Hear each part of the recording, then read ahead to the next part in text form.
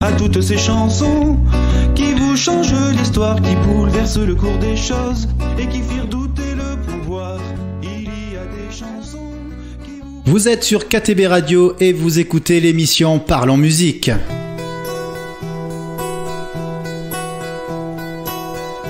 Hello darkness my old friend, I've come to talk with you again, because a vision softly creeping left its seat while I was sleeping, and the vision that was burnt out in my brain still remains within the sound of silence. In the restless dreams I walked alone, narrow streets of cobblestone, neath the halo of a street lamp, I turned my collar to the cold and damp. When my eyes were stabbed by the flash of a neon light that split the night and touched the sound of silence, and in the naked light I saw 10,000 people, maybe more. People talking without speaking, people hearing without listening, people writing songs that voices never share. No wonder it's the sound of silence. Fool said I, you do not know. Silence I can get so close. Hear my word and I might teach you. Take my hand and I might reach you. Use my words like silence and drop a spell, and echo in the wells of silence. And the people bowed and prayed, the people bowed and prayed to the neon god they made, to the neon god they made. In the sun flash out his warning, in the word that it was falling, and the sign said the word of the prophets are written that it's the way it was. You tell me voice and whispered in the sound of silence.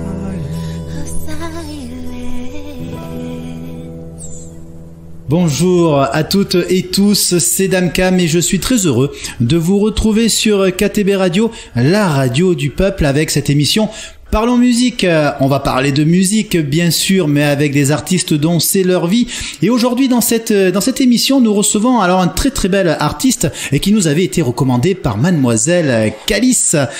Et nous avons entendu à l'instant le cover Sound of Silence, pardon, mon anglais, vous le savez, vous le connaissez, est tellement parfait, le son du silence, en duo avec Méline, et c'est Milos que nous recevons dans ce studio. Bonjour Milos, merci d'avoir accepté notre invitation. Ça va, tout va bien ? Bonjour, oui, c'est un plaisir de venir à Serres pour la première fois dans ce studio. Très, très honoré. Eh ben, écoute, on est ravis de t'avoir. Alors ce duo avec Méline, déjà vite pour en parler, Méline qui est une chanteuse du bassin gapençais, qui est prof de chant, c'est ça tu me disais ? Alors elle a été prof de chant pendant plusieurs années à Impulse, à l'école de musique de Gap, et là elle est intermittente depuis 2-3 ans dans plusieurs formations, voilà, comme chanteuse et multi-instrumentiste. Et tu étais un de ses élèves ? J'ai été, oui, brièvement, j'ai pris des cours de chant avec elle, ouais. Tout à fait. Et tu disais donc hors micro, parce qu'il commençait à partir dans l'interview pendant la chanson, il commençait à me raconter plein de choses, et tu disais que voilà cette prof de chant, enfin elle était prof de chant, hein, Méline, et qui de temps en temps fait des duos avec ses élèves. Oui, elle aime bien faire des featuring avec certains de ses élèves. Et là, on a eu cette occasion de faire un morceau comme ça, qui nous plaisait à tous les deux, et qu'elle a arrangé. Et puis moi, voilà, j'ai été un peu plus guidé à ce moment-là. Je démarrais à chanter, donc les arrangements, c'est surtout elle. Et puis voilà, moi, j'étais très content de chanter avec elle, quoi, parce que elle a beaucoup plus d'expérience à la base que moi, quoi. Eh ben, on apprend à côté des personnes qui ont déjà de l'expérience. Alors, Milos de son vrai nom, Emilien Carillo, c'est ça, Carillo ou Carillo? Carillo, Emilien. Alors déjà, moi je le dis très souvent, vous le savez, je le répète à ce micro de KTB Radio, c'est important quand on est un artiste ou quand voilà, on va dire, on fait quelque chose où on est un peu dans la lumière, d'avoir un pseudo. Ça permet aussi de différencier la personne que l'on est dans l'intimité et sur la scène. Et souvent on n'est pas très souvent les mêmes personnes, ce sont des personnes un peu différentes. Alors Milos, d'où t'es venue l'idée de ce nom de scène déjà? Alors c'est un nom qui est assez proche de mon prénom, de mon diminutif, Emilien, Milos.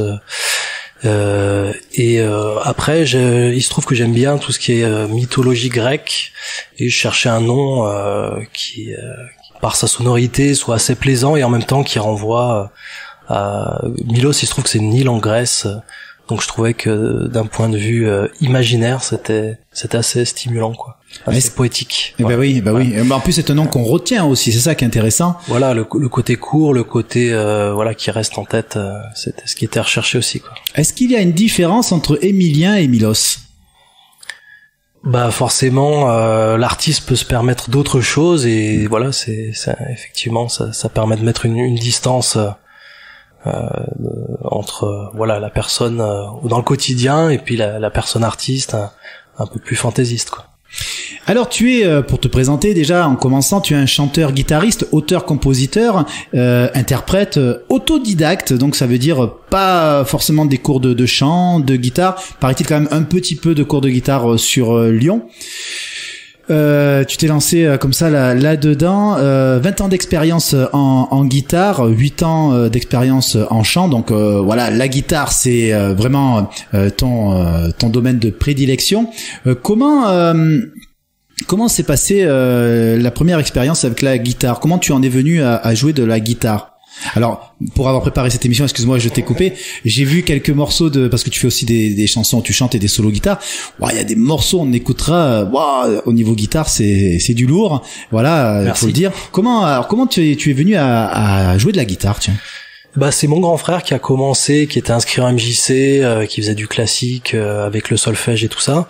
Et puis après le classique, il est passé sur guitare électrique, et c'est vraiment là où le son de guitare électrique, ça m'a vraiment chopé au trip, et je me suis dit je vais vraiment faire ça. Et c'est lui qui m'a montré les premiers accords. Voilà, il jouait du R.E.M., Metallica, Marilyn Manson.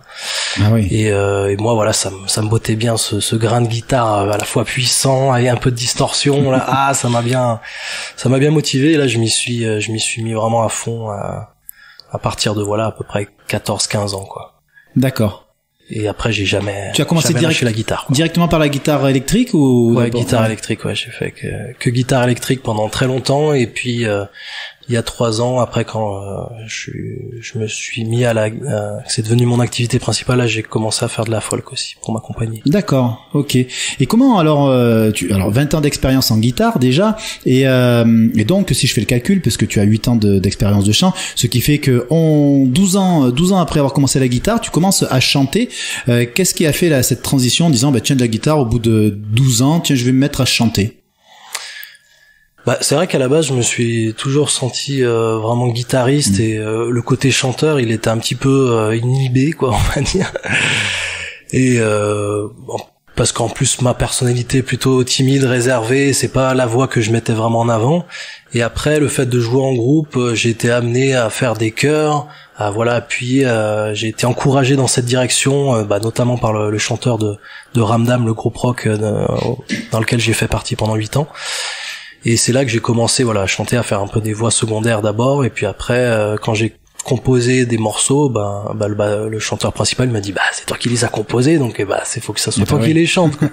Donc voilà, c'est lui qui m'a poussé vers le micro, donc merci Eric de m'avoir poussé là-dessus, quoi. Bah tiens, on en parlait, c'est un peu pareil. On avait reçu une chanteuse qui s'appelle Katika, qui avait commencé aussi. Elle faisait elle était dans les chœurs, elle faisait choriste, et au bout d'un moment, on lui dit bon, maintenant c'est bon, mets-toi à chanter et même à composer. Alors tu es pas de la région, hein. Tu es là depuis maintenant quelques années. Tu es de la région aux alentours vers Saint-Étienne, il me semble. Tu es originaire de là-haut? Oui, tout à fait. Oui, Saint-Étienne dans la Loire. Et puis après, j'ai cheminé. J'ai vécu un petit peu à Lyon, un peu à Avignon. Et après, en 2014, je suis venu dans les Hautes-Alpes et j'ai adoré le coin, voilà. Le soleil, les montagnes, les paysages, le côté tranquille de la vie, ça me correspondait. Qu'est-ce qui t'a fait d'ailleurs? Un tempérament assez calme, assez posé. Voilà, j'ai vécu en ville, voilà, dans des grandes villes, des milieux très citadins, très bétonnés. Et là, le fait c'était une vraie découverte et je me suis dit, ok, j'ai trouvé mon milieu, mon espace et là je suis bien établi. D'ailleurs, on le voit dans le clip que tu as fait pour une de tes chansons dont on verra tout à l'heure.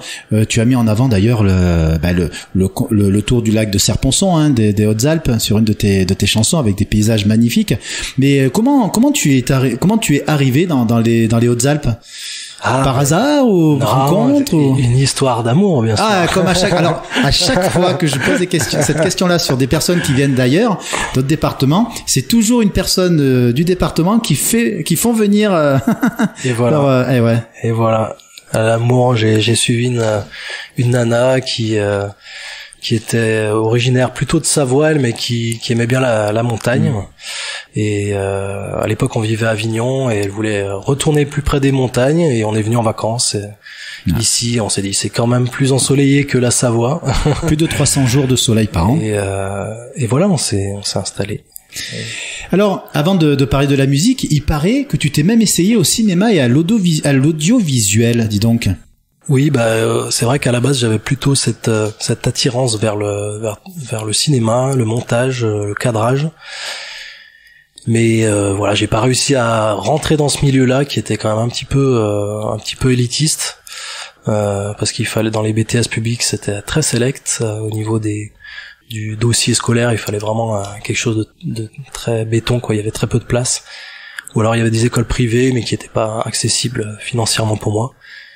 Du coup, voilà, après diverses pérégrinations professionnelles, voilà, j'ai fait plusieurs pirouettes, hein, j'ai eu plusieurs chapitres dans ma vie. Niveau professionnel, c'est vrai qu'au début, j'ai voulu faire de l'audiovisuel. Après, je me suis reconverti plutôt dans l'agronomie. J'ai fait une licence, un BTS, c'est une licence d'agronomie. Ah oui, c'est différent. Et après, le troisième chapitre, c'est quand je suis retourné un petit peu vers le côté artistique et que j'ai tout laissé tomber pour vraiment me consacrer que à la musique, quoi. Ouais, vraiment. À un moment, quand on a une passion comme ça, et qu'on veut y vivre, il faut vraiment franchir le pas, quoi. Ouais, c'est ça. Il y a eu un déclic à un moment et je me suis dit, ouais, c'est vers ça que je veux aller, quoi, que j'ai envie de faire, quoi. Alors pendant longtemps, hein, Milos, tu as pratiqué la musique en amateur sur ton temps libre, mais depuis 2020, voilà, c'est à peu près à cette époque-là, hein, depuis 2020, tu t'y consacres à plein temps et de manière professionnelle. Tu te produis en solo, hein, dans les Hautes-Alpes et dans les départements voisins. Tiens, d'ailleurs, tu t'es produit il y a pas si longtemps que ça chez mon ami Benoît à Alos, au Grand Saint-Jean.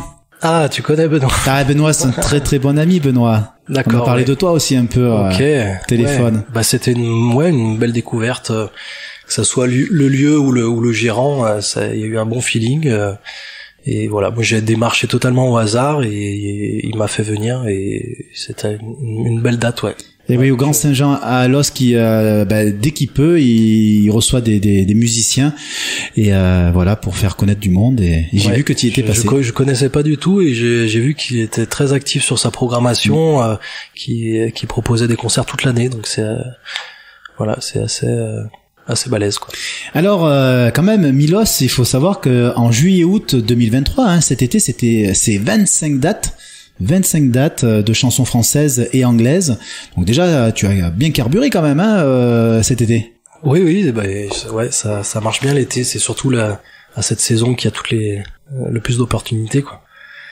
Mais après, ça fait 3 ans que je sévis dans la musique et au départ, il a fallu faire du réseau. Il y a eu un gros boulot, quoi, rencontrer des lieux, de fidéliser des gens. Et puis là, au bout de 3 ans, ça commence un petit peu à payer, quoi. Surtout que voilà, ça fait à peu près 6 ans que tu es dans la région. Ça doit pas être évident quand tu connais pas forcément des personnes. Oui, ça marche beaucoup par réseau, comme ça, par connaissance. Donc voilà, faut se faire connaître. Ça prend un peu de temps. Et puis là, au bout de 3 ans, ça commence à bien prendre, quoi. Donc quel souvenir tu gardes, par exemple, de cet été où je pense que c'est là où tu as fait le plus de dates, depuis que tu as commencé. Qu'est-ce que tu gardes de cet été? Alors, tu es intermittent ou pas?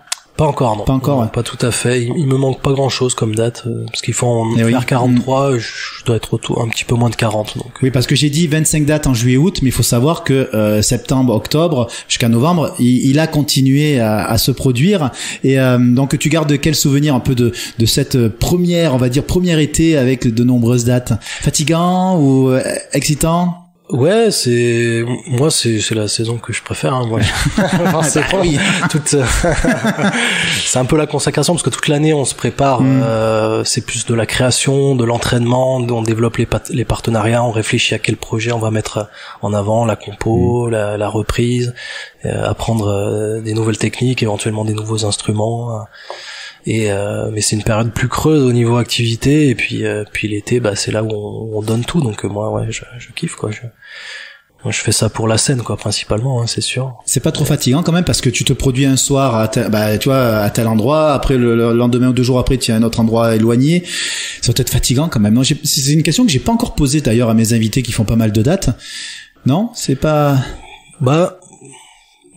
Ça va. Ça va. Après, quand on aime ce qu'on fait. Oui, après forcément, oui, c'est un peu fatigant, mais ça va. J'ai la chance d'arriver à tourner pas trop loin, tourner dans le département quand même. Ouais. Donc au plus loin, en général, c'est à peu près à 2 heures de voiture. D'accord. Donc je m'en sors assez bien, quoi, parce que il y a d'autres intermittents qui doivent faire des grands trajets partout en France ou à l'étranger, découcher, dormir dans des hôtels, tout ça, c'est un peu plus on a pas mal d'artistes locaux d'ici. On parlait de Calice qui a déjà fait des concerts à Paris, Stéphane Daniel aussi qui s'est produit sur des péniches à Paris. Enfin bref. Écoute, tu étais au mois de septembre à la Paillote du Lac. Et tu as une vidéo qui est sur YouTube où tu chantes L'Aventurier, un cover d'Indochine. Alors on va écouter, en plus c'était il y a pas très longtemps de ça, c'était un peu la fin de l'été. Allez, on écoute Milos, le cover de L'Aventurier d'Indochine.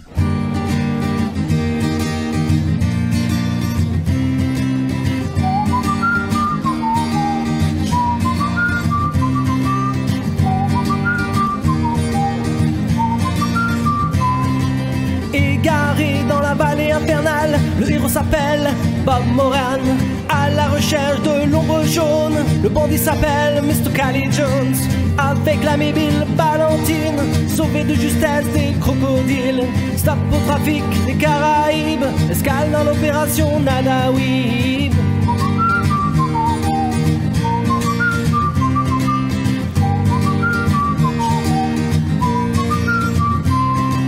Le cœur tendre dans le lit de Miss Clark, prisonnière du sultan de Jarawak. En pleine terreur à Manicouagan, isolée dans la jungle birmane. Emprisonnant les flibustiers, l'ennemi est démasqué. On a volé le collier de Siva, le Maharaja en répondra.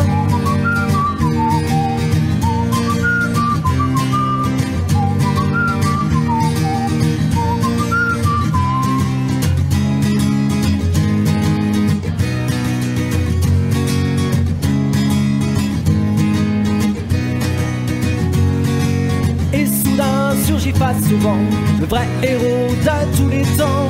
Bob Moran contre tout chacal, l'aventurier contre tout guerrier. Bob Moran contre tout chacal, l'aventurier contre tout guerrier. Dérivant à bord du Sampang, l'aventure au parfum dit la langue. Son surnom, samouraï du soleil, en démantelant le gang de l'archipel. L'otage des guerriers du Doc Satan, il s'en sortira toujours à temps. Tel l'aventurier solitaire, Bob Moran est le roi de la terre.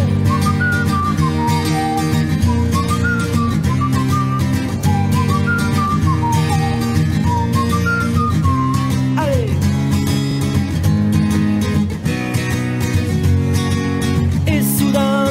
face au vent, le vrai héros de tous les temps. Bob Moran contre tout chacal, l'aventurier contre tout guerrier. Bob Moran contre tout chacal, l'aventurier contre tout guerrier.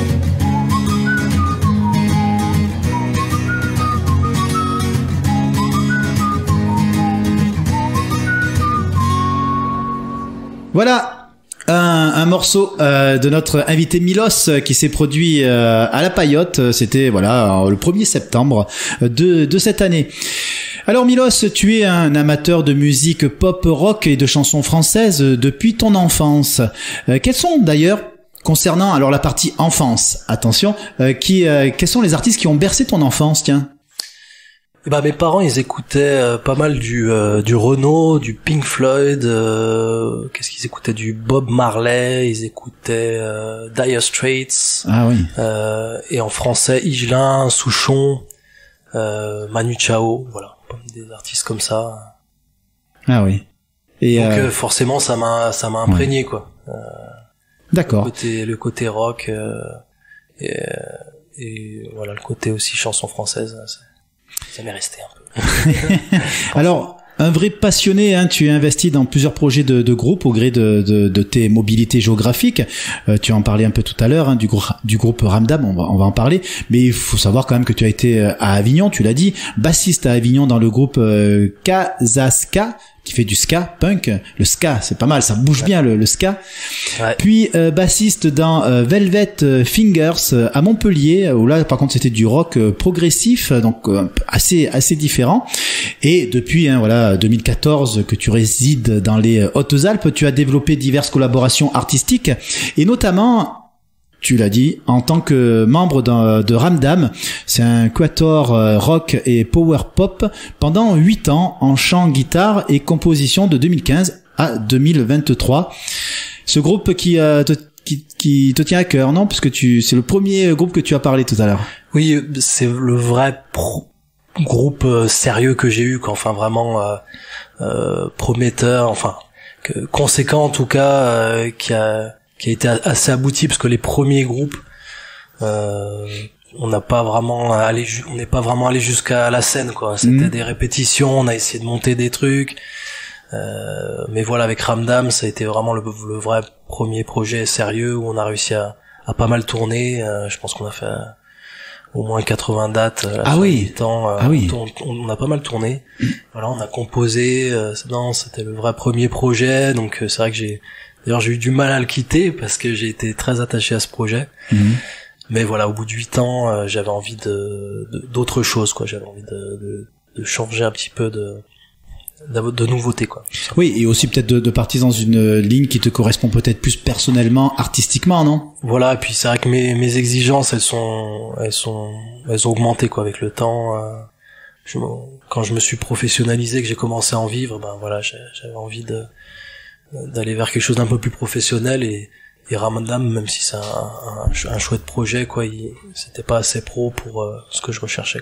Bah, ça doit pas être évident quand on est plusieurs dans un groupe, parce que chacun travaille, et c'est vrai qu'on n'est pas autant libre que si t'étais en mode solo, quoi. Exactement, oui. Voilà, c'est ça. Après, les autres membres, ils avaient chacun un boulot, alors que moi, je fais ça du soir au matin, donc forcément, il y a forcément un décalage au bout d'un moment. Ouais.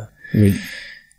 Mais c'est un problème récurrent, hein, sur la plupart des groupes. On en parlait avec Pierre Rose Duo, hein, Pierre qui est le guitariste, qui a fait beaucoup de groupes et qui lui voulait se lancer aussi à fond dedans, et dans les groupes, vous voyez, c'est comme ça, la vie elle est faite. Il y en a qui ont du travail, qui travaillent à côté et qui peuvent pas se lancer à 200%, parce qu'il faut se lancer à 200% dans la musique. Alors tu as aussi travaillé ponctuellement avec des artistes locaux. Alors on en parlait au tout début d'émission avec Méline Agap et Calice, comme je le disais, hein, qui nous a parlé de toi.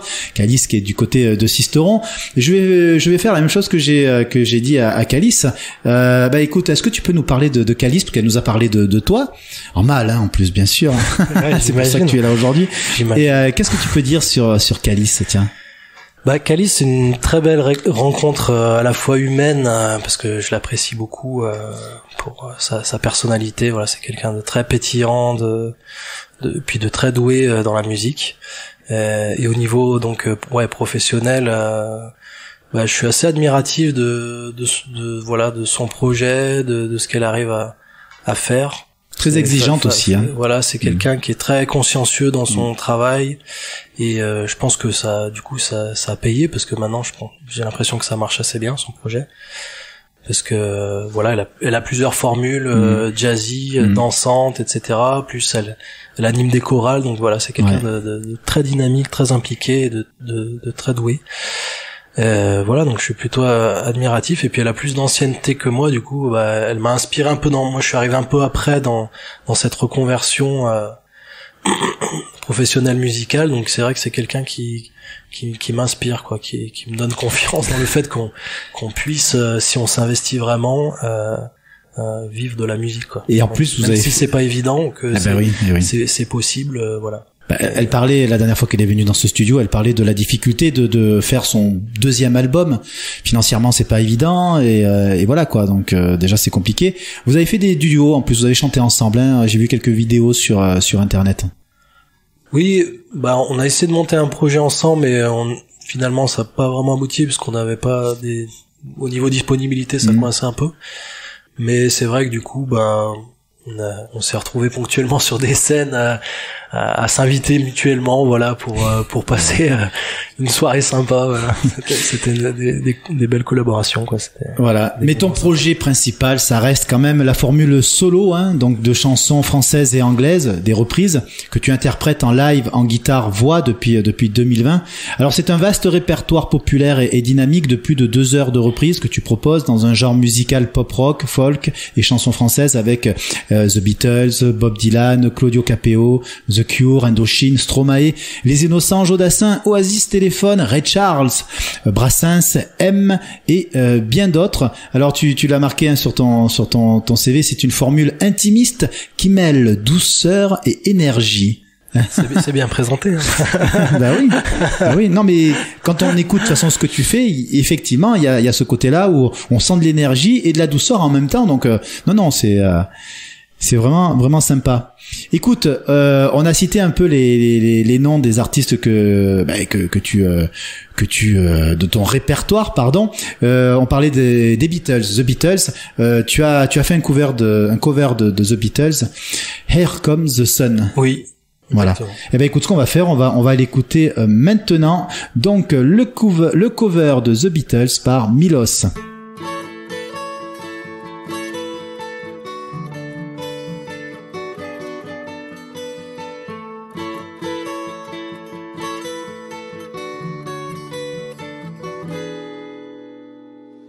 Here comes the sun, doo-doo-doo-doo. Here comes the sun, and I say it's alright. Little darling, it's been a long, cold, lonely winter. Little darling, it feels like years since you've been here. Here comes the sun, doo-doo-doo-doo. Here comes the sun, and I say it's alright.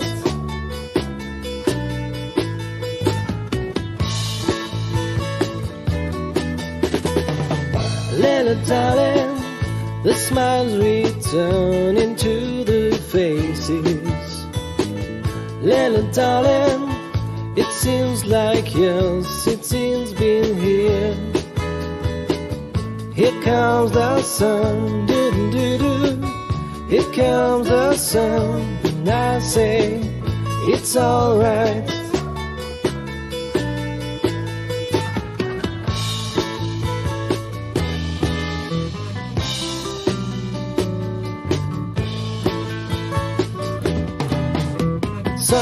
Sun, here it comes. Sun, here it comes. Sun, here it comes.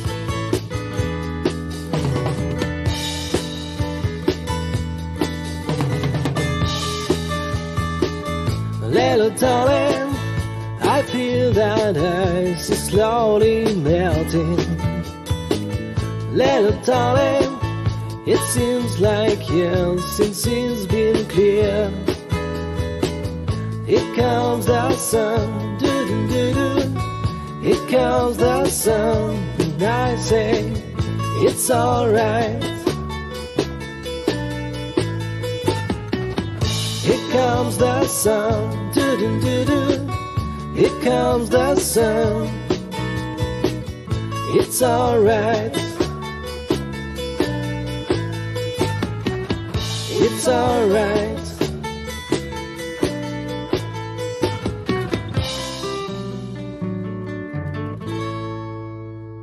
Un répertoire dynamique et populaire. Alors ton projet peut s'adapter à une grande variété de lieux, bars, restaurants, centres de vacances, cabarets, soirées privées, en apportant une ambiance chaleureuse et intimiste. Tu comme la plupart des chanteurs qui se produisent eux-mêmes, tu vas un peu de partout. Est-ce qu'il y a des souvenirs particuliers de concerts dans des endroits soit insolites ou avec une ambiance particulière qui te viennent à l'esprit? Un souvenir marquant, c'était quand j'ai joué dans un refuge où il y avait pas d'électricité. Ah oui. Et donc guitare électrique ou? Non, c'était guitare électroacoustique, mais du coup vu que je chante plutôt quand même amplifié, même avec la guitare folk, ça reste une électro. Ouais. Et même pour le chant, c'est quand même mieux d'être amplifié. Et alors t'as joué comme ça sans électricité? J'avais une petite enceinte sur batterie, mais c'est le côté c'était assez rigolo de jouer dans cet endroit. Fallait porter le matériel, c'était pas carrossable jusqu'à l'entrée du refuge, fallait marcher, c'était pas très loin, fallait marcher une vingtaine de minutes. Mais voilà, j'ai joué au milieu, d'abord dans la cour là, au milieu des poules qui traînaient là. Ah oui, carrément. Devant 5 ou 6 personnes, 5 ou 6 randonneurs, et puis après on a fini dans le refuge, avec une ambiance très très intimiste, très chaleureuse. C'était marquant, ouais. Ah ouais. Je pense que c'est un truc qui arrive à pratiquement tous les artistes. On parlait la semaine dernière, du canapé acoustique qui se produit à Manosque. Je sais pas si tu connais le canapé acoustique. J'ai entendu un ou deux morceaux. Voilà. Et d'ailleurs, c'est canapé acoustique qui font c'est le générique de l'émission, c'est du canapé acoustique. D'accord. Steve, le chanteur et créateur de ce groupe, et que je connais depuis très très longtemps. Et je me souviens à Ries. Dans le 04, dans les Alpes d'Haute-Provence, pareil, ils avaient fait un concert en extérieur, panne d'électricité, et donc carrément ils ont joué en acoustique, il s'est assis carrément au bord de la scène, je me souviens, et en plus il commençait à faire nuit, il y avait pas de lumière. C'était assez particulier. Je pense que c'est un truc qui doit arriver à tout le monde, ça. Ouais, il y a toujours des imprévus, des trucs comme ça. Ouais. Moi ça m'est arrivé aussi un problème de tablette par exemple, parce que tous mes parents sont sur une tablette et qu'il faille improviser, faire travailler la mémoire, faire les choses. C'est pas évident le métier de chanteur, hein. Et ouais, mais bon, c'est ce qui fait que ça fait des bons souvenirs après, quoi. Alors tu es armé de ta guitare électroacoustique et d'un simple micro. Tu mets ta sensibilité, ta passion au service d'une interprétation authentique et incarnée. Et alors on parlait tout à l'heure de la guitare. C'est en 2015 d'ailleurs que tu as expérimenté tes textes. Tu nous l'as expliqué, hein. Et depuis aussi tu donnes des cours de guitare à domicile. Oui, enfin à mon domicile. À ton domicile. En fait, les gens viennent à ton domicile. Ouais, c'est ça. Ouais, c'est des cours particuliers plutôt chez moi. Ouais. Depuis 2020, ouais, quand j'ai démarré conjointement les cours de guitare et les concerts, la formule concert, la formule solo. Voilà, c'est là où quand je me suis reconverti purement à la musique. Donc, Alors, on parlait de cette envie que tu voulais dans la vidéo et compagnie, et tu réalises en tant qu'auteur-compositeur. Tu réalises par ailleurs en tant qu'auteur-compositeur, et tu te produis en 2023 avec la contribution de Seb Slive, ou Slive on dit. Slive pour la production artistique. Ton premier album solo autoproduit intitulé Faux Départ. Pourquoi je parle de la vidéo? Parce que justement dedans il y a un clip vidéo. En fait, je suis allé un peu trop vite dans mon texte. Mais voilà, on va en parler après de ce clip qui est vraiment super, j'ai bien aimé. Mais voilà, il y a cette production autoproduction de Faux Départ, que des compositions. Oui, 14 compos exclusives, originales. Et Seb Slive, c'est qui exactement? Alors Seb Slive, c'est un homme multitâche. Un musicien complet à la fois. Il a la facette musicien artiste qui lui-même qui a sa formule solo guitare voix, et en même temps qui est calé en tout ce qui est technique. enregistrement, arrangement, enfin qui est une formation aussi très complète sur le son, l'enregistrement, voilà. Donc c'était le collaborateur parfait pour ce projet. Moi, je l'ai rencontré dans un stage du CEDRA. Je sais pas si tu connais le CEDRA, c'est le département culturel de Gap. D'accord. Où ils organisent régulièrement des formations à bas prix à destination des intermittents, des artistes. Donc là, c'était comment produire un CD, par exemple. Donc il y a sur 2 jours, voilà, il y a une formation, donc je l'ai rencontré là. Ah bien. Et voilà. Puis après, on avait des connaissances en commun, la fameuse Méline, voilà. Après, c'est les Hautes-Alpes, c'est un petit, c'est un petit univers, un petit cosme, mais les musiciens, c'est encore plus petit, donc on a vite fait de se croiser et voilà. Entre rockers, voilà, Seb il fait du rock aussi, donc moi, Ramdam, le rock, voilà. Donc on était forcément amenés à se rencontrer. Et lui, il m'a proposé son service d'enregistrement et d'arrangement, et c'est comme ça que bah là on a commencé sur un titre, et puis moi je voulais tester un peu, voilà, je savais pas comment il bossait, et j'ai été bluffé par le résultat de ce qu'il faisait, et donc voilà, après on est parti sur 5 titres, puis après je composais au fur et à mesure, il y en a d'autres qui se rajoutaient, et puis finalement on est parti sur un format album, quoi. Je me suis dit bah c'est l'occasion, j'étais à ce moment-là très inspiré. Et combien de titres déjà sur l'album? 14. Ah oui, c'est pas mal, hein. En combien de temps d'ailleurs vous l'avez fait cet album? À peu près 3 ans à peu près. Mais après voilà, c'était un processus assez discontinu, quoi. Il y a eu une phase de composition qui a dû se faire sur à peu près 1 an et demi, 2 ans. Et puis après l'enregistrement, ça a été fractionné, quoi, parce que lui il était pas toujours dispo, et voilà. Après on y est revenu plusieurs fois dessus, quoi. Vous l'avez prendre le temps, quoi. On voulait. Enfin, moi, je lui ai dit, voilà, je recherche pas quelque chose d'expéditif. J'avais pas de deadline. De faire les choses un peu vite, des fois, c'est pas terrible. Vous l'avez enregistré où? Chez lui, il a un home studio. D'accord. Avec du bon matos. Et voilà. Et tiens, on va écouter là dans quelques secondes ton premier single, Amour des astres. Yes. Pourquoi tu clignes des yeux? Non, je croyais que c'était limite aïe. Non, ça va. Je valide. Premier single, Amour des astres, chanson qui parle d'une relation amoureuse un petit peu compliquée. Voilà, comme il peut y en avoir souvent entre un homme et une femme, quoi. D'ailleurs, la plupart de tes compositions, elles tournent sur des choses vécues, des choses que tu imagines, Oui, c'est un album assez autobiographique. Ouais, on va dire c'est ça, ouais, ça c'est. Ah oui, mais c'est ce qu'on vit. Inspiré par oui, c'est ça. Dans cette lignée d'authenticité, enfin voilà, moi je suis pas un conteur, je suis ni un conteur qui sait vraiment inventer des histoires, ni un chroniqueur qui arrive à vraiment décrypter ou analyser des trucs. Je parle surtout de ma vie, voilà, même s'il y a une distance narrative, il y a un peu de fiction, normal, évidemment. On mêle un peu le fictif au réel, mais ouais, c'est très empreint de mon vécu, de mes relations autour de moi, quoi. Eh ben écoute, on va écouter ce premier single qui s'appelle Amour des astres.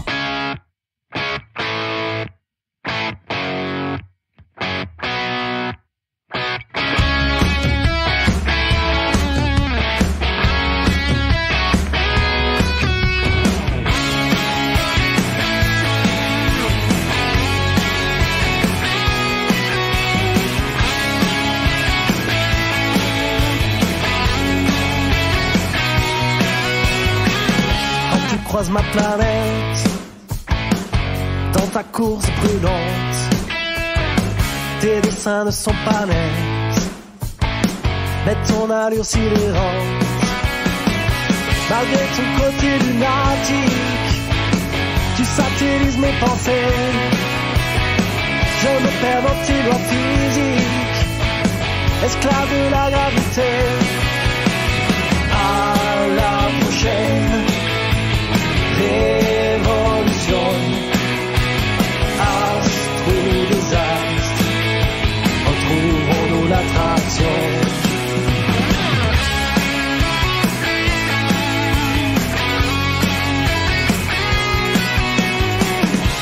amours licencieux eurent pour témoin les étoiles qui ont arbitré nos jeux dans l'air du triangle austral. Mais désormais c'est au passé qu'appartiennent nos extases. Tu es reparti vers l'abstrait, loin des sabots de Pégase. À la prochaine révolution, astre ou désastre, retrouvons-nous l'attraction. Malgré tes éclipses, tes silences, tes mystères, je garde en mémoire toutes tes caresses solaires. À la prochaine révolution, astre ou désastre, retrouvons-nous l'attraction.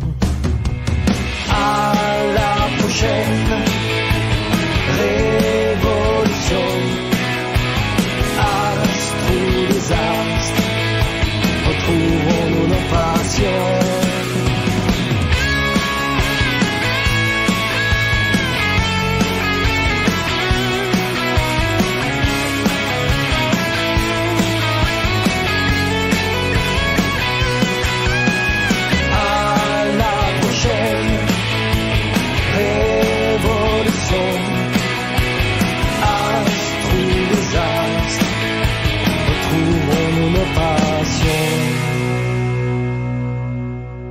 Alors j'ai dit le titre tout à l'heure, hein, Amour désastre, c'est à double sens, hein, c'est épelé comme ça, c'est amour comme amour, mais désastre, D-E-S espace A-S-T-R-E-S comme les astres dans le ciel. Vous avez compris, on peut aussi le dire amour désastre comme désastreux, hein, c'est ça? Exactement. Alors c'est vrai que on le disait hors micro, hein, on a écouté des covers juste avant, mais là premier single, première composition qu'on écoute de Milos, là on sent de suite la vocation du rock, la guitare électrique vraiment mise en avant. Ouais, moi j'avais envie d'envoyer du rock, quoi. Ah oui, on le sent là. Ah bah, tant mieux, c'est une bonne nouvelle. Alors, cet album intime aux sonorités rock, comme on a pu l'entendre, et aux textes tourmentés, contient 14 titres qui abordent des sujets souvent sombres aussi. On a parlé un peu des choses que tu peux vivre, mais tu parles de la guerre, le suicide ou l'état de l'environnement carrément. Mais après, on a des thèmes plus légers comme la paternité heureuse ou le goût de la musique. C'est quand même assez varié quand même. Oui. Et bah j'essaie de. Après, j'ai fait vraiment avec ce que je vivais à ce moment-là, et ça représente une période d'à peu près 3 ans, assez chargée au niveau personnel et au niveau environnement. C'est vrai, fait de société, il y a eu la guerre en Ukraine, enfin tout. Ce qui te fait qui te fait réfléchir et qui t'inspire. Alors t'avais envie de. Oui, je me nourris de aussi bien de mon vécu dans ma sphère intime que effectivement je suis là juste pour digérer ça de manière musicale et essayer de retransmettre des émotions, ce qui m'a traversé, des impressions, sans être dans l'analyse. Je suis pas. C'est des choses que tu ressens en voyant. Mais des choses que que j'ai ressenties. Et même l'état de l'environnement. T'es sensible à ça. Oui, ça fait un moment que j'ai même voulu me former là-dedans, même si j'ai pas percé là-dedans. Mais c'est quelque chose qui m'a toujours intéressé, pour lequel je me suis senti concerné, quoi, et encore plus depuis que je suis papa et que forcément je suis soucieux de l'environnement qui va être laissé à ma fille, quoi. Donc c'est vrai qu'il y a un peu le sentiment, le constat que tout le monde jusque là c'était plutôt un discours militant, et puis en quelques années c'est devenu une grosse prise de conscience, je pense, pour tout le monde, une sorte d'évidence que il y a une accélération un peu de cette dégradation, quoi, de l'environnement, le réchauffement climatique et tout ça, quoi. Donc voilà. Et tu parles aussi de la paternité. Tiens, tu disais que t'étais papa, tu en parles aussi dans tes chansons. Oui, parce que c'est vrai que c'est un album où j'avais envie d'exprimer un petit peu, c'était assez thérapeutique de cette phase que j'ai vécue, qui était un petit peu douloureuse, où j'ai eu un gros problème de santé. Je me suis séparé de ma compagne. J'ai un copain qui a voulu se tuer, etc. Enfin des choses assez dur. Ouais, d'ailleurs assez dur, mais voilà, il y a eu quand même la naissance de ma fille, c'était quand même ce puits de lumière dans cette zone abyssale. Et non, c'était du coup voilà, forcément j'avais envie d'en parler, et voilà, de lui transmettre aussi cette chanson. C'est pour elle. C'est laquelle la chanson pour ta fille? Ça, Ariane, c'est d'accord, du nom de ma fille. D'accord. Voilà, donc c'est vrai que c'est un vrai cadeau, quoi, la paternité. Oui. Et qui fait en même temps réfléchir sur pas mal de choses, comme tu disais, l'environnement, etc. Alors cet album, il a été sorti en 200 exemplaires en version numérique. En 200 exemplaires, oui, CD, effectivement. Et numérique. Et numérique. Là, c'est sur les plateformes que l'on peut retrouver. Sur Deezer, Spotify, Amazon et compagnie. Et donc pour sortir ces albums, tu l'as fait sous l'égide d'Inouï Distribution, qui est une structure stéphanoise. Tu reviens un peu aux racines. Alors tu fais appel à, c'est des gens que tu connaissais déjà ou c'est... Non, il se trouve que j'avais un pote qui est musicien dans le groupe Philippe et Plum, je sais pas si vous connaissez, qui a sorti il y a pas longtemps un album, et en fait on discutait une fois de par quel moyen de diffusion il était passé, par quelle boîte de diffusion, et lui m'a parlé de cette boîte, et au moment où moi mon projet était mature, était prêt à être distribué, forcément j'ai pensé à cette boîte. Et en plus j'ai découvert par hasard qu'elle était stéphanoise à ce moment-là, quand d'accord. Donc je me dis c'est un sacré clin d'œil, quoi. C'est un hasard assez rigolo. Les choses du destin. Voilà. Donc je me suis dit on va faire marcher aussi un groupe français, voilà, parce qu'il y a pas mal de gros distributeurs qui sont moins chers, mais voilà, qui sont loin. Et tu le dis que tu alors c'est marrant, tu dis que tu n'as pas forcément beaucoup d'attentes avec cet album. Tu le prends au fait, ça marche pas, et je me fais plaisir quand même. Oui, je pense que aujourd'hui il faut être quand même assez humble, parce qu'il y a un marché du disque, enfin de la musique globalement qui est énorme. Enfin voilà, tout le monde peut faire aujourd'hui presque un album dans son petit home studio. La production de musique, elle est vraiment énorme aujourd'hui, donc on est tous un peu noyés dans la masse. Et puis voilà, après à l'heure actuelle, c'est vrai que c'est plutôt le rap et l'électro qui a le vent en poupe et qui représente la grande majorité du volume d'écoute. Et enfin voilà, moi j'ai pas d'attente du tout commercial. Après c'est vraiment le plaisir d'avoir réalisé quelque chose et de transmettre, de pourquoi pas, enfin voilà, si les gens adhèrent, j'en suis extrêmement heureux. Après transmettre aussi à mes proches quelque chose que j'ai pu faire moi, voilà. En tout cas c'était un gros kiff de faire ça, quoi. D'ailleurs quand tu chantes dans les concerts, tu as des gens qui viennent te voir et qui ils te disent quoi quand ils te découvrent? Alors pour certains, parce que moi je conseille souvent, alors tiens une petite parenthèse, mais moi je conseille souvent, on est dans une région où souvent il se passe des concerts d'artistes locaux, même si on ne les connaît pas, il faut y aller, parce que des fois on découvre des pépites et on découvre un style de musique, etc. Et donc imaginons, voilà, je suppose même que tu as des personnes qui t'ont vu en concert pour la première fois sans savoir qui tu étais. Tu as eu des retours de personnes qui t'ont certainement félicité et dire qu'ils apprécient ta musique? Oui, heureusement. Non, c'est de la merde. Sinon, je crois que j'aurais arrêté. Je me serais jeté d'un pont. Non. Mais c'est quoi le retour que tu as, voilà, le retour que tu as des personnes qui t'écoutent? En général, voilà, il y a toujours au moins une ou deux personnes à la fin du concert qui vient me parler, qui vient sympathiser, qui me fait des retours positifs, quoi. Que mon répertoire est assez apprécié parce que il est très large en termes d'époque et de style, et du coup ça touche forcément les gens. Et puis après voilà, je pense que je joue avec mes tripes, je pense qu'il y a des gens qui sont touchés. Après je joue dans des endroits très touristiques, divers, dans des endroits où les gens ne viennent pas spécialement pour écouter de la musique, c'est plus une ambiance.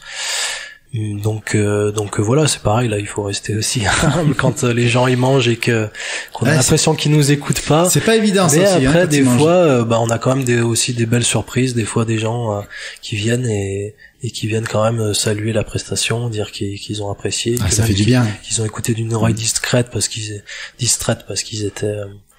étaient là pour manger, passer un moment avec leur famille, c'est normal.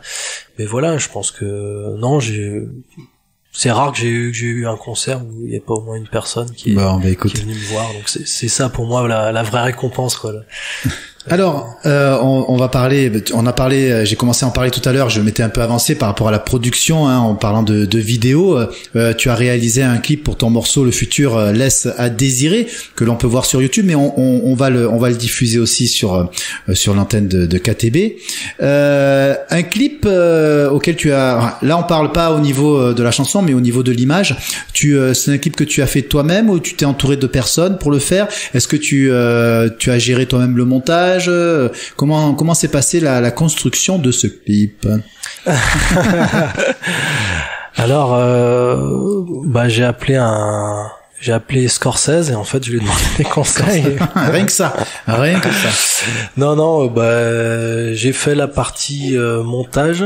Ouais, d'accord. Après pour la partie captation, j'avais quand même besoin d'assistance forcément. Oui, normal. À mesure où je figurais dans mon clip. Mais après ça s'est fait vraiment en petit comité, quoi. J'ai fait ça avec une copine qui danse. Voilà. Alors c'était principalement binôme. Les parties où on me voit moi, c'est elle qui filmait, et quand elle danse, c'est moi qui la filmais. Et puis après, chez moi, dans mon petit studio photographique, enfin sur mon bureau là où je bosse, et il y a un fond blanc, quoi, un mur blanc. On a fait quelques portraits en fait de figurants, donc là voilà, ça fait appel quand même à une dizaine de personnes. C'était des connaissances, voilà. Il y a même Calice dedans, tiens. Donc voilà, j'ai vraiment sollicité, c'est vraiment la démarche. Donc c'est vrai. Non mais c'est vraiment un clip que tu as fait toi-même alors. Oui. Alors, franchement, bravo, parce que moi quand j'ai vu le clip, je me suis posé la question en travaillant aussi dans la production vidéo. Je me suis dit tiens, le gars il touche un peu en montage et tout. Je me suis posé la question, à mon avis, il a dû céder le boulot à quelqu'un. Et en fait non, c'est toi qui filmais quand tu t'es pas devant la caméra et t'as fait le montage, etc. Bravo. Merci. Écoute, très très beau clip où on voit les paysages des Hautes-Alpes, plus précisément du côté de Serponçon. Alors ce qu'on va faire, on va écouter. Il y a aussi le Champsaur. Et oui, c'est vrai, le Champsaur. Il y avait deux spots. Il y avait. Oui, là on voit les montagnes. Le Drac vers Pont-du-Fossé dans le Champsaur et Savines. Voilà pour les 2 lieux de tournage, et après mon studio pour le 3e lieu. Alors c'est un clip que l'on retrouve bien évidemment sur la chaîne YouTube de Milos. Le futur laisse à désirer. On a l'image sur KTB Radio, donc pour ceux qui regardent la version YouTube, on mettra le clip pour que vous puissiez admirer les magnifiques images, le très très bon montage. Et nous, à la radio, on écoute Le futur laisse à désirer.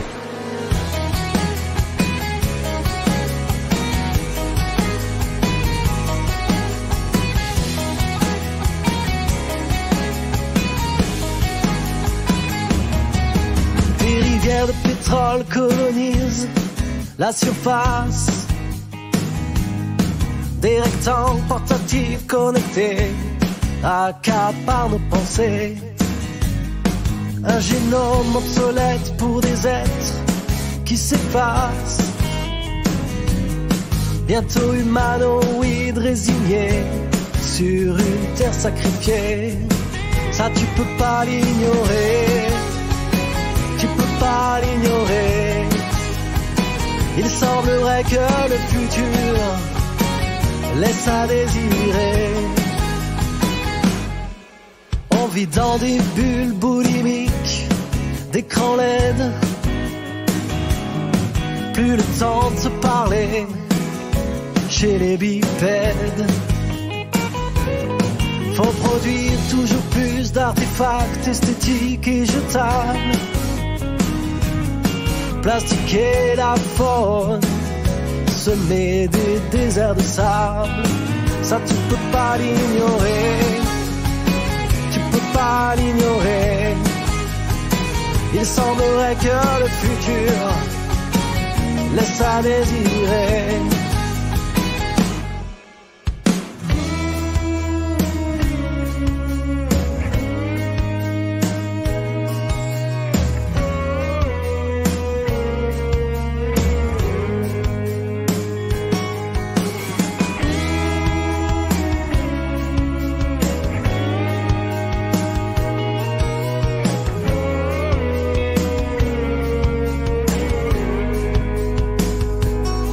Une vie low cost en rêvant West Coast, abonné du réseau exhibé, souvent lost, du plaisir virtuel derrière des poubelles,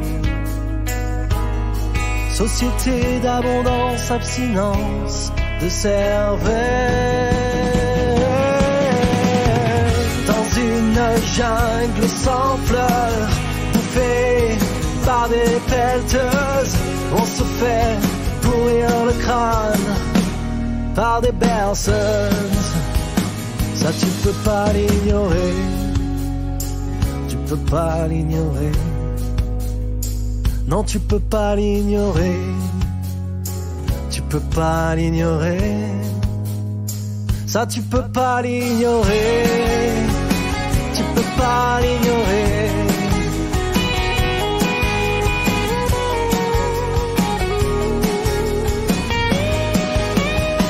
Non, tu peux pas l'ignorer, tu peux pas l'ignorer. Il semblerait que le futur laisse à désirer.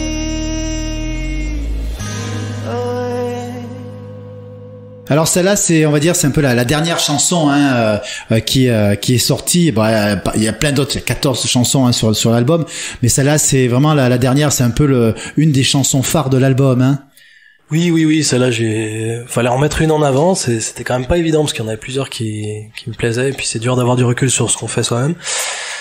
Mais voilà, j'avais l'impression que celle-là, elle était quand même parmi les plus intéressantes, et voilà, donc j'ai choisi de la clipper. Le futur laisse à désirer, pardon. Le futur laisse à désirer. On voit encore ce côté où tu réfléchis sur ce qui pourrait, advenir de l'avenir. Ça, oui, c'est ça. C'est un peu un constat un peu pessimiste. Mais...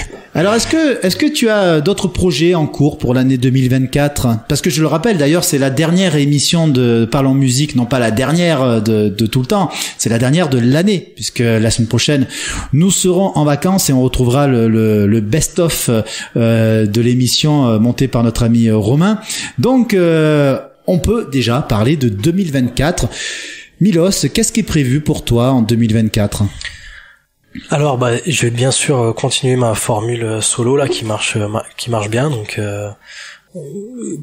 couramment, je rajoute des nouveaux morceaux pour essayer d'avoir le plus grand répertoire possible.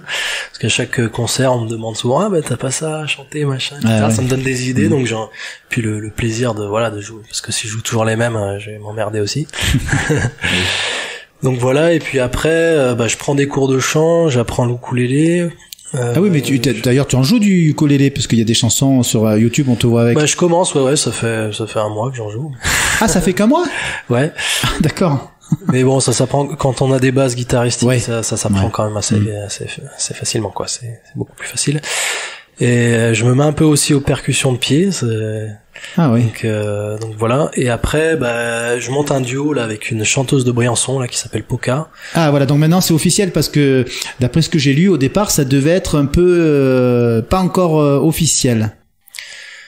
Là je commence. Donc tu l'as dit. Voilà, c'est ça. Donc maintenant faut aller jusqu'au bout. Ouais. C'est sûr que pour l'instant c'est juste un projet, mais enfin c'est un projet. Disons que aujourd'hui on est en train de monter le répertoire. Ça fait 3 mois qu'on s'entraîne toutes les semaines. Et voilà, on est sur une dizaine de morceaux, et l'objectif c'est d'avoir un répertoire de 2 heures pour animer des soirées de la même façon que j'ai ma formule solo, parce que Poca aussi elle veut. C'est son activité principale. Là, ça fait pas très longtemps qu'elle a démarré. Elle a déjà un projet de country avec des filles là qui s'appelle That's My Girls, qui tourne très bien. Et elle veut compléter ce projet-là avec un projet secondaire, et moi c'est la même chose, donc on s'est retrouvés sur ce même objectif en fait. Parce que moi c'est vrai que avec un seul projet c'est dur d'avoir de faire toutes ces dates, et en même temps c'est bien de aussi multiplier les projets quoi pour s'épanouir, bien sûr, pour faire des rencontres musicales, pour apprendre aussi des autres. Donc c'est très intéressant de bosser avec elle, parce que on a ce projet de scène, et puis on apprend mutuellement l'un de l'autre. Elle se débrouille très bien en voix. Moi je suis un peu plus à l'aise sur la partie guitare, et donc on s'apprend des choses, on fait tous les deux de la guitare, on fait tous les deux le chant, et après notre répertoire c'est années 70, un peu les groupes de la côte ouest, San Francisco, les années hippies, voilà. C'est un peu cette période qu'on a ciblée, et l'idée c'est vraiment d'être sur une bonne vibes, flower power, voilà. C'est un peu, pour que les gens ils ont envie de la bonne époque, de légèreté, tout ça. Donc c'est des reprises. Son nom déjà, c'est Poca. Poca. Et elle d'habitude, c'est quel style de musique qu'elle joue quand elle est seule? Elle, comme je te disais, c'est de la country. Elle fait country. C'est un groupe de country. D'accord. Elle chante à 3 et elle fait un peu de guitare aussi. Guitare folk, voilà, dans l'esprit américain. Elle a un côté très américain, elle. Moi, ça doit être intéressant. Elle parle très bien anglais. Ah oui, mieux que moi, non? Je pense. On va lui demander des cours elle fait pas des cours d'anglais? Et sinon, est-ce que, alors je sais que le premier album est sorti il y a pas si longtemps que ça, mais est-ce que dans ta tête trotte l'idée d'un deuxième? Parce que je pense que tu es une personne qui doit écrire aussi, et tu dois avoir certaines compos qui sont pas sorties sur le premier album. Est-ce que tu espères, est-ce que tu penses, est-ce que tu as commencé à penser au deuxième album? Alors là, c'est vraiment trop tôt pour parler d'un prochain album, et j'ai envie de continuer à composer, ouais. Il y en a pas mal dans les valises encore, non? J'ai plein je suis plutôt un compositeur de musique avant tout. Donc j'ai plein de morceaux de bouts de bribes de morceaux. Après sur la partie texte, je suis un peu moins à l'aise là-dessus. Donc ça prend un peu plus de temps. Donc là non, pour l'instant il y a rien de concret. Enfin là je suis en train de composer un morceau, mais je pense que si je ressors à l'avenir quelque chose, ce sera plutôt le format EP quoi, 4 ou 5 titres. Ah ouais, d'accord. Parce que là j'étais vraiment très inspiré, parce que j'ai vécu cette période particulière au niveau texte, mais sinon je suis pas autant, j'arrive à être prolifique sur les parties guitare, à composer des trucs, mais c'est vrai que les textes c'est un peu moins instinctif quoi, c'est un peu moins naturel pour moi. Non mais j'ai l'impression qu'en fait quand tu parlais du premier album, c'est quand t'as commencé à vraiment te lancer dans le premier album que t'as les idées qui sont arrivées un peu, non?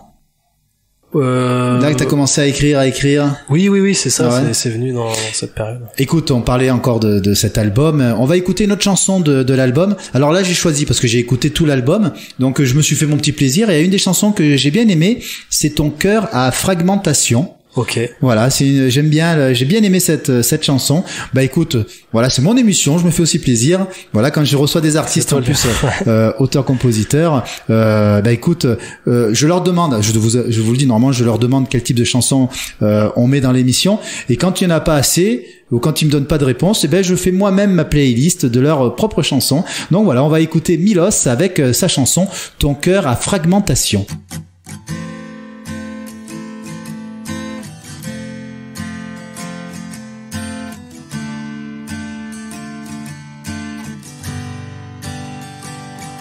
Plus rien ne scintille, perdu mon phare dans la nuit, nos moments ineffables, ensevelis sous le sable. En silence tu es parti, les phalangères ont flétri, ton cœur à fragmentation, à tout foirer pour de bon. Quand on s'est rencontrés, j'ai été foudroyé. Ton regard intense m'a conduit à la transe, transformé en fou pour tes charmes, prêt à tout, même à devenir père pour faire partie de tes repères. Je t'ai donné à mes corps, te chérissant comme un trésor, sans doute un peu à l'ouest, avec des tares pas très modestes, mais dévoué et sincère envers ton âme si singulière. Et pourtant aujourd'hui c'est pour un autre que t'es parti. Et plus rien ne scintille, perdu mon phare dans la nuit, nos instants et nos fables, ensevelis sous le sable. T'as préféré t'affranchir de notre lien, de nos désirs, que je pensais à tort, tenace, jusqu'à la mort, pour remplacer sitôt sans même déposer un sanglot, mon amour altruiste par un amant opportuniste.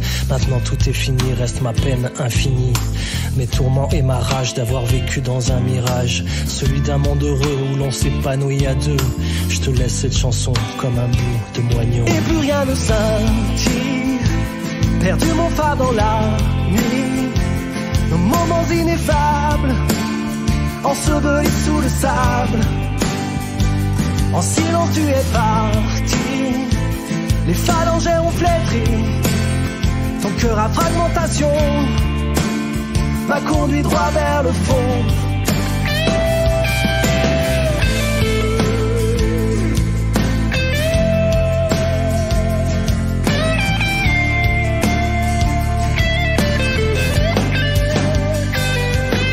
Il n'y a pas d'amour heureux, a dit jadis un homme lucide, que des pansements fort piteux pour recouvrir nos cœurs arides. Projection et dépendance, on décore en vain la crédence, avec 1000 et une couleurs, pour oublier que l'on se leurre. Et plus rien ne scintille, perdu mon phare dans la nuit, nos moments ineffables, ensevelis sous le sable. En silence tu es parti, les phalangères ont flétri, ton cœur à fragmentation, c'est le nom de mon poison.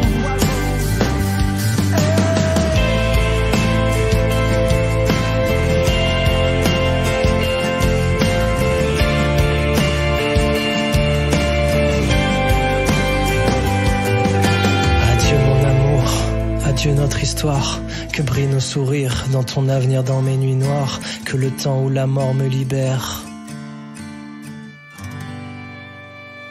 de ton sort. Voilà, c'est une chanson que j'aime bien et voilà, je voulais qu'on l'entende. Alors sinon, en début d'émission, on a parlé, c'est pour ça que j'ai fait vraiment, je l'ai souligné, on a parlé des artistes qui ont bercé ton enfance, mais maintenant, en 2023, bientôt en 2024, dans quelques jours, qu'écoutes-tu ? Ah bah j'écoute beaucoup du vieux. J'ai des goûts de vieux. Non mais après... C'est peut-être là où on faisait de la bonne musique aussi, hein. Ouais, ça c'est tout un débat philosophique. Je dirais pas que les chansons d'aujourd'hui elles sont nulles, mais moi étant guitariste, c'est vrai que l'âge d'or c'est voilà des années 50 jusqu'aux années 2000, et c'est vrai qu'après les années 2000, d'un point de vue guitare, c'est pas ce qui est le plus en avant. C'est la guitare électrique, voilà, elle a été un peu remplacée après les années 2000 par d'autres instruments, voilà, plus électroniques, plus synthétiques. Ouais. Et donc du coup, ça m'intéresse un petit peu moins, même si après voilà, j'arrive à écouter quelques trucs un peu plus récents, mais après je m'intéresse déjà, j'aime bien découvrir des jeunes artistes dans des lieux comme le Bar au Gorille, voilà, des endroits, des nouveaux groupes, des groupes locaux, tout ça m'intéresse de découvrir des nouveaux artistes. Voilà, je sais pas si je peux faire un peu de pub pour Deezer, mais je suis abonné à Deezer, et c'est vrai qu'il y a des suggestions d'artistes. J'essaye, je suis curieux, gourmand de découvrir, voilà, des nouveaux artistes dans le domaine du rock principalement. Voilà, rock indépendant, rock un peu post-punk, voilà, des trucs pas forcément mainstream, mais voilà, c'est ça qui me plaît. Après voilà, donc j'écoute beaucoup des sons des années 70, aussi les années 90, parce que je suis un peu, j'ai de la génération Y, années 90, tout ce qui est le grunge, ce qu'on appelle la fusion aussi. Mais voilà, j'aime tout ce qui est rock au sens large. Et après, dans les artistes plus récents, je sais pas, est-ce que on peut dire que c'est récent? Ouais, M c'est années 80, 2000 peut-être, hein, début des années 2000. Après il continue encore aujourd'hui, donc. Je dis M. Voilà, je parlais de Bertrand, Café Bertrand. Donc on parlera tout à l'heure. Mademoiselle K, que j'aime bien dans les groupes un peu rock français avec des textes en français. Ouais. Bah, c'est vraiment très très large. Mais alors aussi, on a compris hein, que tu écris de choses qui te font réagir, réfléchir, et que tu vis aussi. Mais comment elles te viennent tes inspirations? C'est-à-dire que à partir de quel moment, comment tu écris, comment tu composes? Alors bon, il y a des choses qui te font réfléchir. Tu dis ah bah oui, ça c'est pas sympa, là, voilà, ça c'est pas cool ce que je vis. Et comment te viennent les mots? Comment te vient la musique? Alors moi c'est vraiment ça part de la guitare parce que c'est assez viscéral, c'est un peu ça se traduit sous forme de notes, d'accords, de succession de notes. Et souvent voilà, il y a la trame musicale qui précède même l'écriture. Donc mon corps, mon esprit ressent des choses. Après il y a des notes et des suites de notes et d'accords qui me viennent.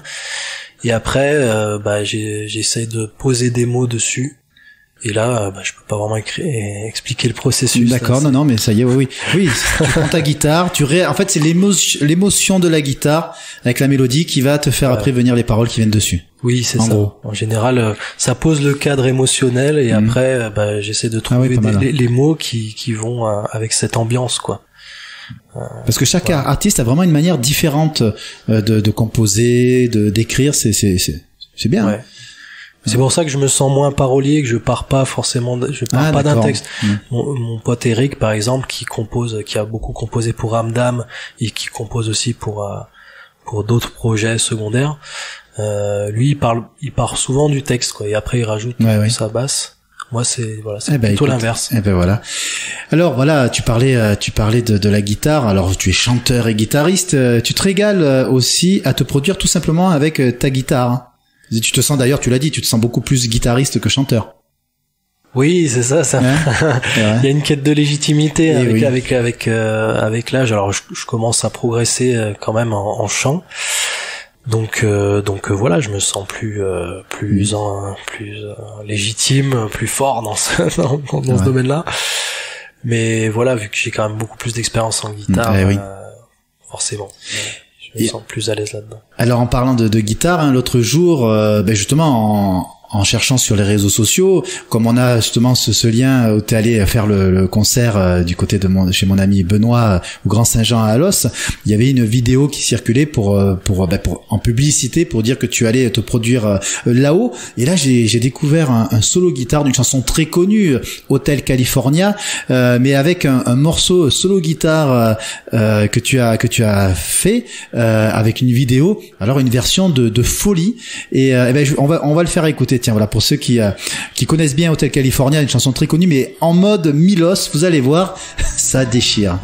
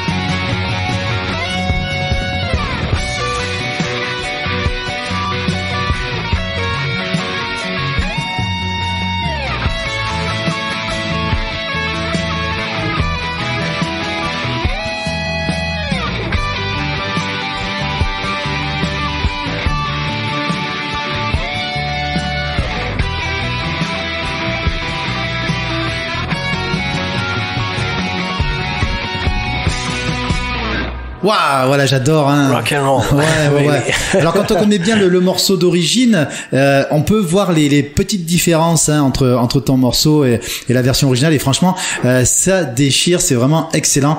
Je te disais hors micro, qu'est-ce que j'aimerais savoir jouer de la guitare électrique. Mais voilà, il faut du temps. Je donne des cours, viens à l'art. En plus, l'art, c'est pas loin de chez moi. En plus, voilà. Pourquoi pas, on verra. Bah oui, ce serait bien. Faudrait peut-être que je m'y mette. Et oui. Alors voilà, je vous laisse bien sûr découvrir les compositions de Milos à retrouver sur sa chaîne YouTube. Il y a des covers, il y a les compositions. Vous pouvez donc, je crois que la chaîne s'appelle Milos on Guitar. On Guitar. Voilà, tout simplement. Ouais, parce que sinon vous tombez sur un guitariste classique qui est un peu plus connu que moi et qui apparaît dans les résultats.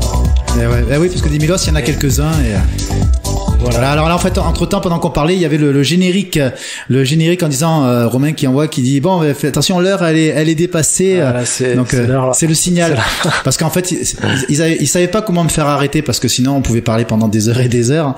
D'accord. Mais voilà, donc voilà, bien pour dire que sur YouTube, c'est Milos on Guitar. Voilà, si vous voulez voir les vidéos, clips et écouter ses chansons.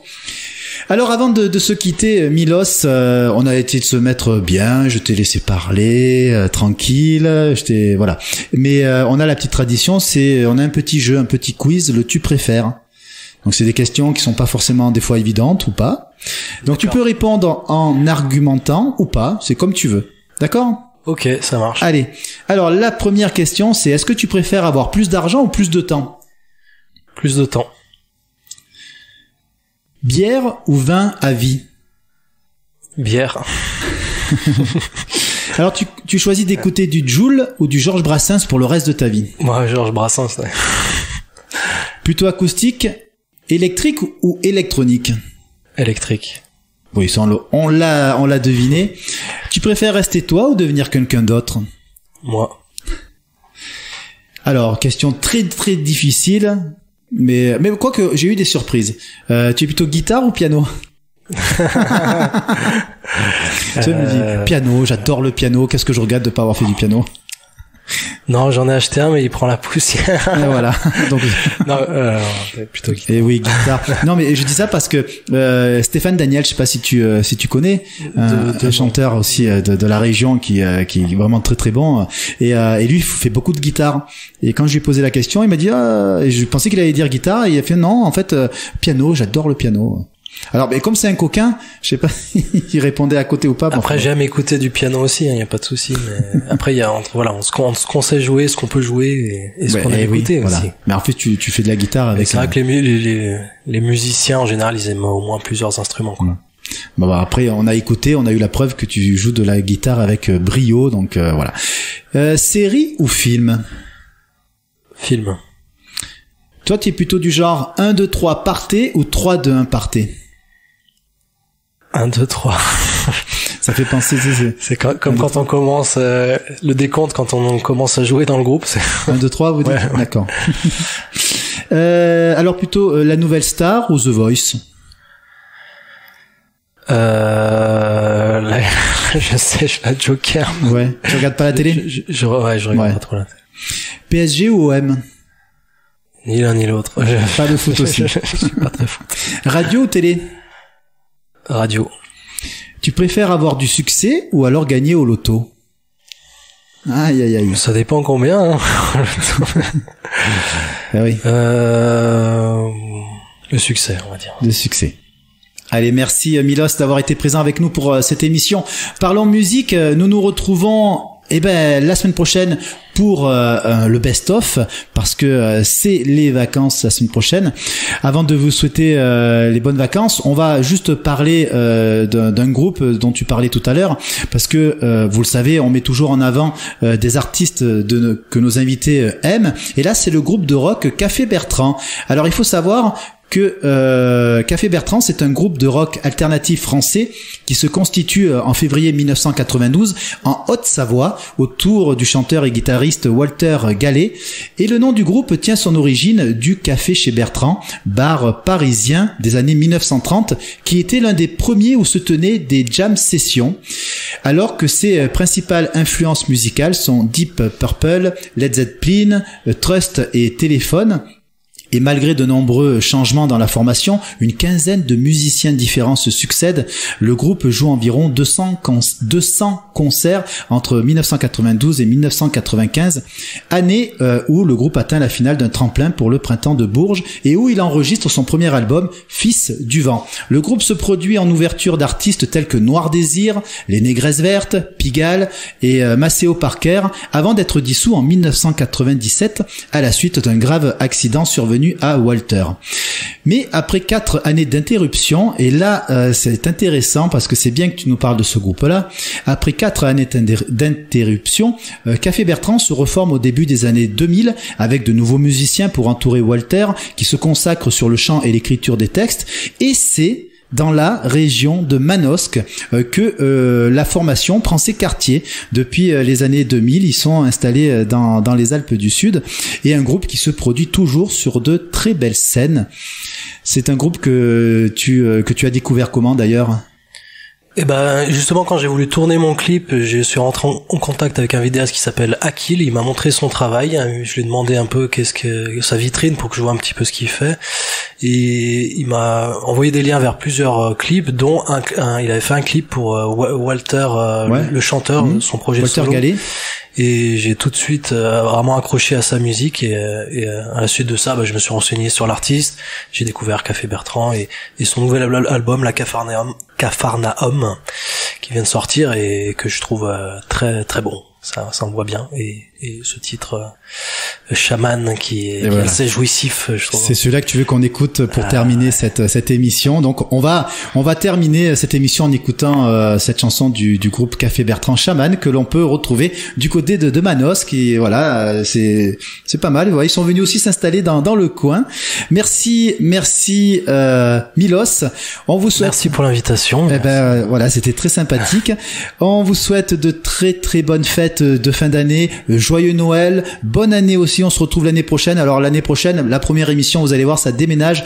On va recevoir mon ami Anthony Auster qui est DJ. On a changé un peu. On va recevoir un DJ pour commencer l'année, et ça va bouger. Passez de très très bonnes fêtes. Faites attention à vous sur les routes. On retrouve l'émission pendant les vacances avec le best-of monté par notre ami Romain. Écoutez de la musique, c'est aussi prendre soin de vous. À très bientôt, et on écoute Café Bertrand, Chaman.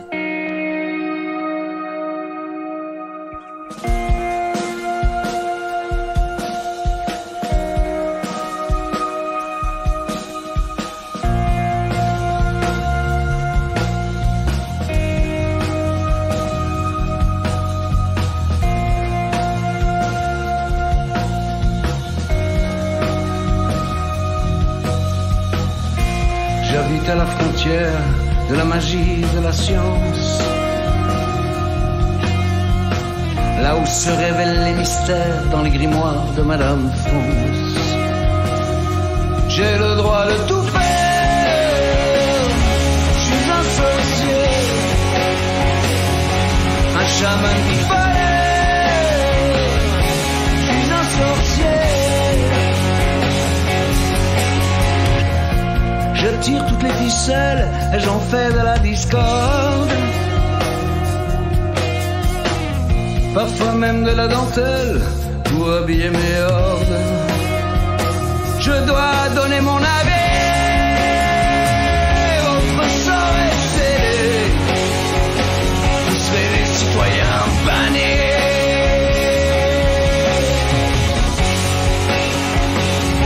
J'ai le droit de tout faire,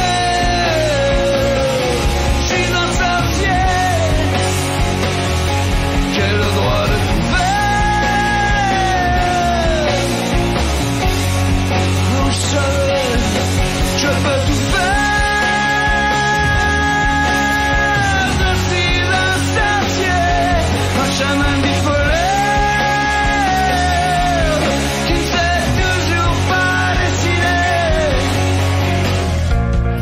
J'habite à la frontière des amalgames de l'indécence.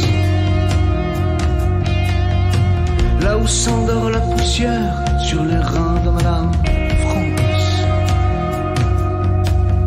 Sinistre, ministre, réputé, député, ne font rien sans mon aval. Ça, c'est un truc qui me fait jubiler. Je suis un chacal, je peux tout faire. Je suis un sorcier, un chaman du forêt.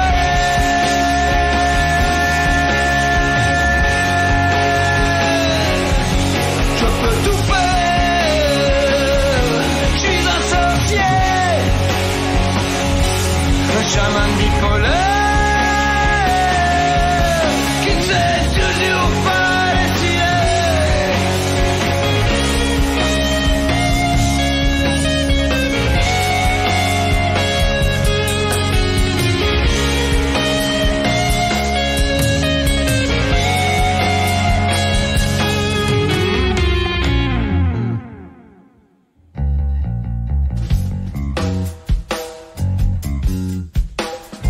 J'habite à la frontière de la magie de la science.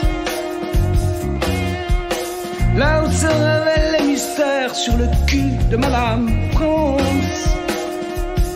Je peux tout faire.